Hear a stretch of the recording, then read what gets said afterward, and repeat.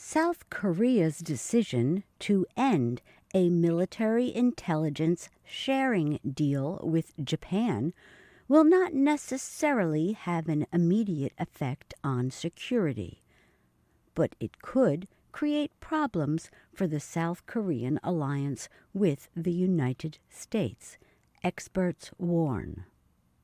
South Korea announced Thursday that it does not plan to extend the intelligence sharing agreement with Japan. The decision intensified the South's growing trade dispute with Japan. That dispute is rooted in Japan's occupation of the Korean peninsula in the first half of the 20th century. The agreement, the General Security of Military Information Agreement, did not require the two sides to share military intelligence, but it served as a roadmap for the control and use of intelligence. The South Korean move shows the United States' lack of influence in East Asia. U.S. officials helped negotiate the agreement in hopes it would help the two Asian countries work together on issues involving North Korea, China, and Russia. While the two countries still have the ability to share intelligence information, the process will be slower.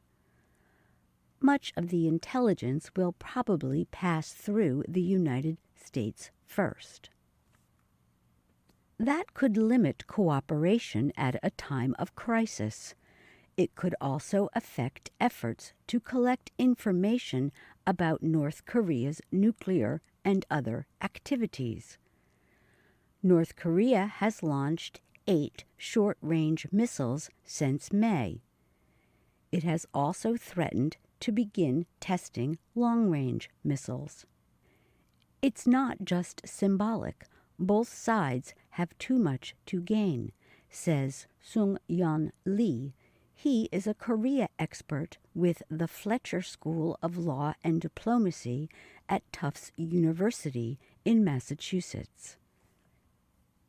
Japan has the technology to gather information on North Korea's satellites and radar, while South Korea is thought to be better at human intelligence gathering.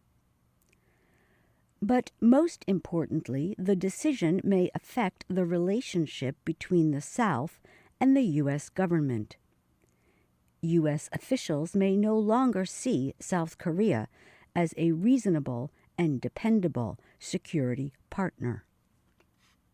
Next month, the two sides are to open talks over ways to share the cost of the U.S. military presence in South Korea. U.S. officials want South Korea to spend more. The decision about intelligence sharing makes the situation tenser.